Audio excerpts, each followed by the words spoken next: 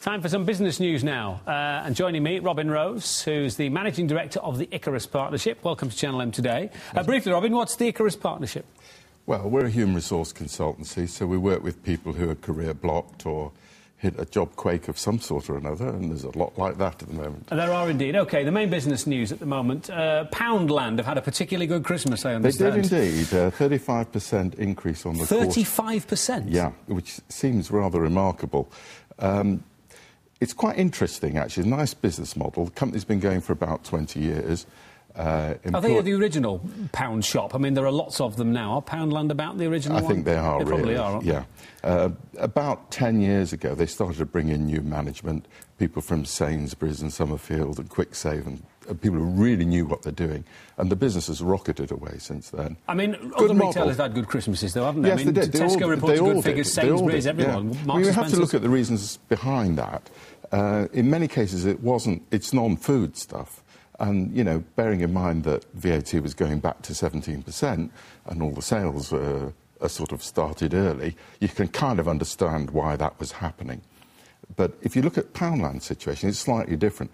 First of all, a lot of the lines that they were carrying, and you and I were talking before about this, pre-Christmas goods, cards, decorations and stuff like that, that's classic Poundland stuff. Yeah.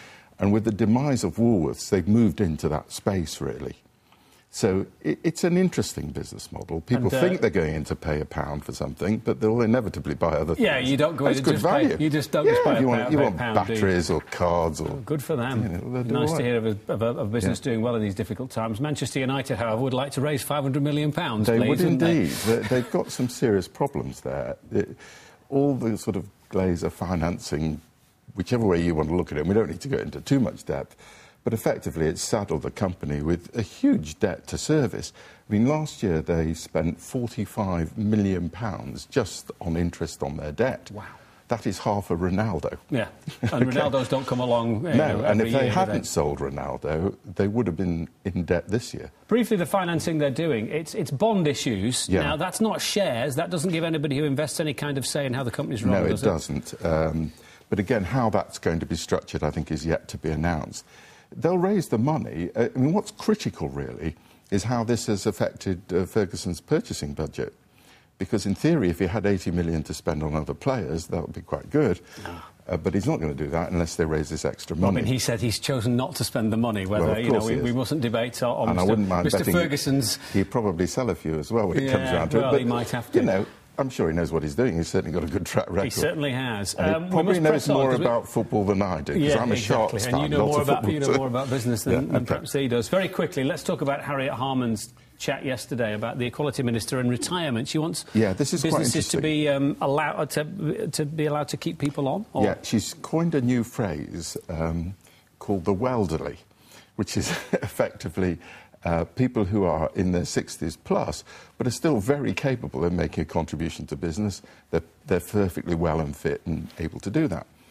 And the argument is that why should you have a definitive 65 when you retire when you know you need to retire? Well, presumably because employers think it's cheaper to bring in somebody younger, don't they? Well, it's not the case, really. You see, I think government shouldn't be interfering here at all. The bottom line is, if somebody's making a contribution to the business, and it's good for them and good for the business, nobody wants to lose them. The point is, there are people who, you know, are just seeing out their career and want to go at 65. The government doesn't want them to go at 65 because there's pension obligations. So the longer they can keep us in work, the better it is for the government. Are you suggesting Miss Harman wants us to stay on after 65 because the government can't afford to pay us? They're changing, yes, basically. Yeah. They're changing the rules slightly. I mean, women are supposed to retire at 60, men at 65. In fact, from April, it's going to change for women to gradually get them the same as men. And in the future, we'll all be retiring at 68. Well, some of us have to go on way after 65. That's my pension. Robin, thanks very much indeed for that. It's a pleasure. Nice to see you, as always.